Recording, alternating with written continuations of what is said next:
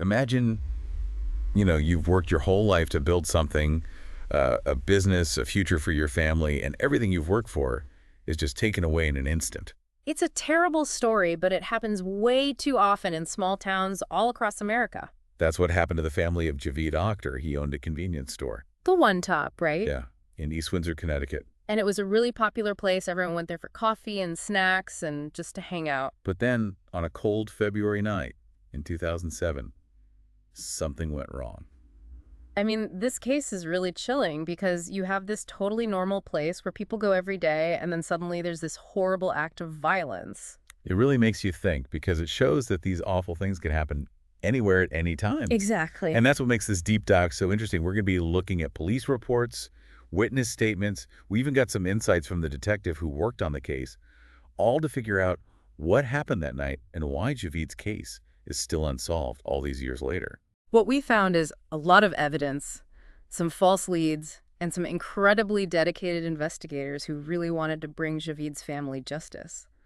So let's go back to February 28th, 2007, the night it all happened. Right. At 9:15 p.m., and a guy named Brian, he owns a sandwich shop nearby, he's driving home after work. Long day. Yeah.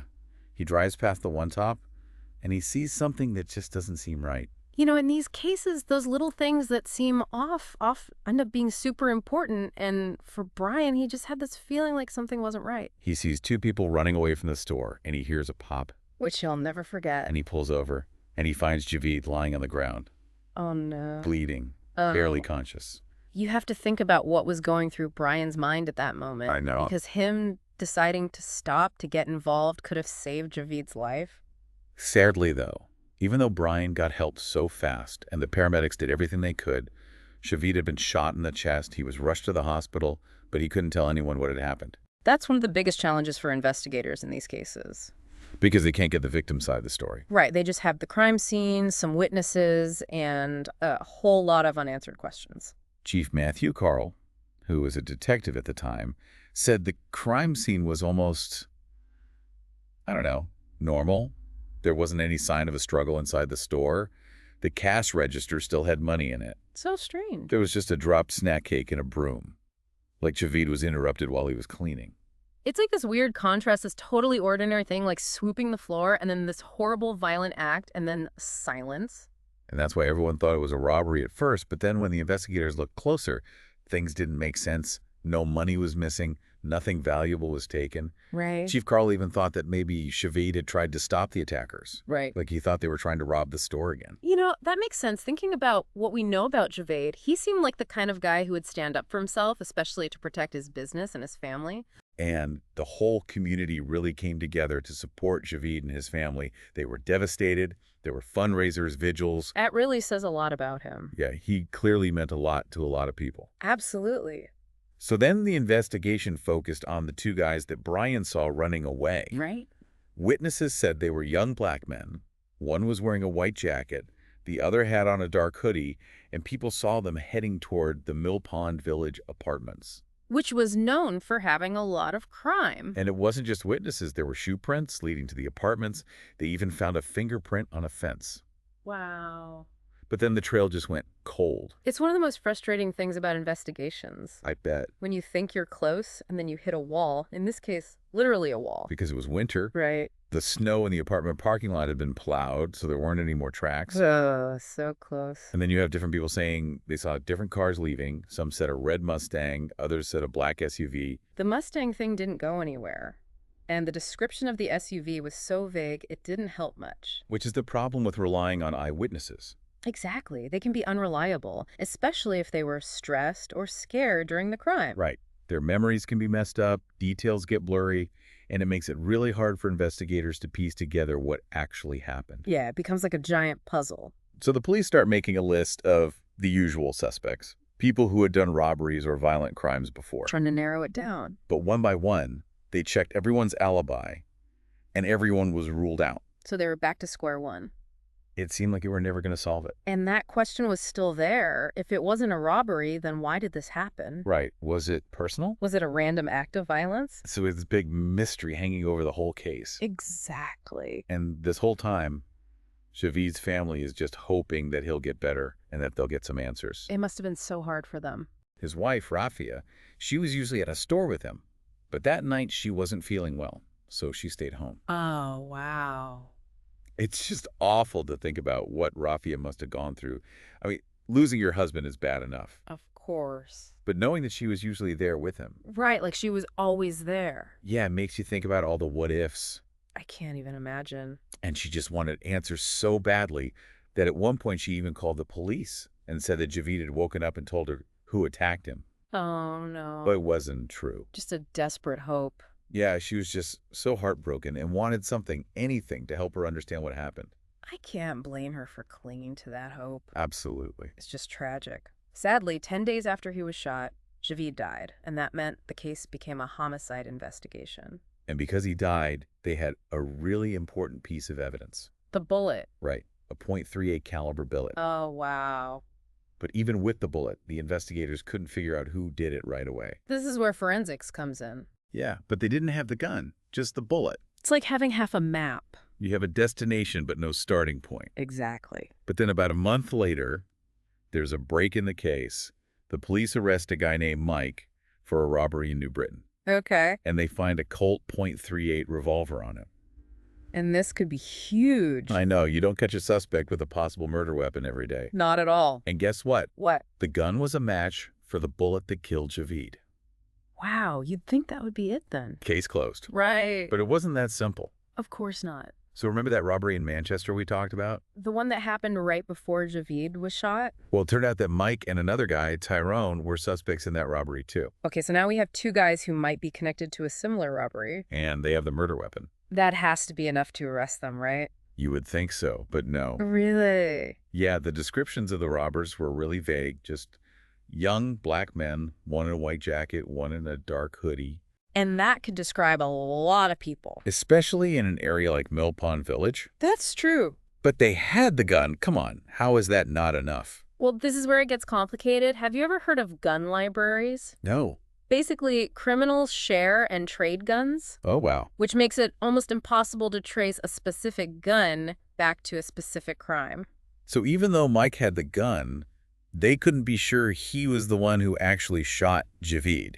Exactly. They couldn't prove he pulled the trigger that night. Ugh, another dead end. What a nightmare for the investigators. Did they at least question Mike and Tyrone? They tried, but Mike wouldn't talk. And Tyrone, He wouldn't cooperate at all. it's like they knew how to work the system. It is frustrating. Sometimes it feels like the laws protect the criminals more than the victims. So were there any other leads? A few years went by, and then a jailhouse informant, Arthur, said he saw the shooting and knew who did it. Jailhouse informants, they're not usually very reliable, are they? You're right to be skeptical. They often have their own reasons for talking. Like what? Maybe they want a shorter sentence or a better deal in their own case. So they can't always be trusted. And Arthur was no different. He looked at photos but didn't pick out Mike or Tyrone. He said it was someone else entirely. Did they believe him? They had to be careful. He was already trying to make deals in other cases, so they couldn't just take his word for it. So another tricky situation. A possible lead, but with questionable motives. Exactly. Did the police look into what Arthur was saying? They did. At first, they even took him to the crime scene, hoping he would remember something specific. Did he? No, he couldn't give them any real details, so it was another dead end. And all this time, Rafia, Javeed's wife, is still trying to find out what happened. I can't imagine how hard it was for her. We talked about how she called the police and said that Javeed woke up and told her who shot him. Right. She was so desperate that she was looking into all sorts of things. Like, well, she even started to believe in theories about black magic, and she thought that her ex-husband might have been involved. She thought he might have threatened her at a mosque. Wow, she was really grasping at straws. She was, but none of it led anywhere. The police checked everything out, and it was all a dead end. So much heartache for her. She was grieving. She wanted answers, and she couldn't get them. It must have been incredibly difficult. And as the years went by and the case went unsolved, things got tense between Rafia and the investigators. Really? Yeah, they stopped communicating as much, and she started to feel like they didn't care anymore. That's sadly pretty common with cold cases. That initial hope for justice fades, and people start to think they'll never know the truth. Did the investigators give up on the case? No, they didn't. Really? Especially Detective Roberts. He was determined to figure out what happened. He went over the case files again and again, looking for anything they might have You missed. didn't want to give up. No, he really wanted to get justice for Javeed and his family. It shows how dedicated he was to his job and to the community. That's amazing. And you know what? While he was going over everything, he found something that could be really important. What was it? Cell phone records and GPS data for Mike, Tyrone, and some of their friends from the night of the murder. That could be huge. Those records could have all sorts of information. You would think so, but there's a problem. These records are from 2007. The formatting is a mess. Some of the information is missing, and it's a real challenge to figure out what it all means. But Detective Roberts didn't give up, did he? Nope, he's trying to track down the original digital copies of the records. Hoping for a clearer picture. Exactly. So even after all these years, technology could be the key to solving the case. It's incredible how far technology has come since then. It's true. Things that seemed impossible back then are possible now. And it gives hope that even really old cold cases can be solved. Absolutely. They also looked at other evidence from the crime scene, Oh. right? Yeah, Detective Roberts is looking into new technology that might be able to get more information from that fingerprint they found on the fence. So they might be able to get DNA from it. They might, and if they do, they might be able to link one of the suspects to the scene. Wow, it's amazing how much forensic science has changed. It really is, and it shows that even cold cases can have new leads and new possibilities. So it sounds like there's still hope, but we still have a lot of unanswered questions. That's true. Like, what happened to Chief Carl? Did he stay on the case until he retired? He did. Javeed's case really stuck with Chief Carl. It's understandable. I mean, he was so close to the community, and this case had a huge impact on everyone. He even said that he and Detective Roberts both believe that someone out there knows something, even if it's just a small detail, that could help solve the case. They think someone might have dismissed something as unimportant at the time, or maybe heard a rumor, anything that could help explain what happened that night. It just shows how important it is for the community to get involved in these cases. You never know. Sometimes the tiniest bit of information, something that seems totally random, could be the missing piece that solves everything. So after all these years and everything we've learned, where does Javeed's case stand today?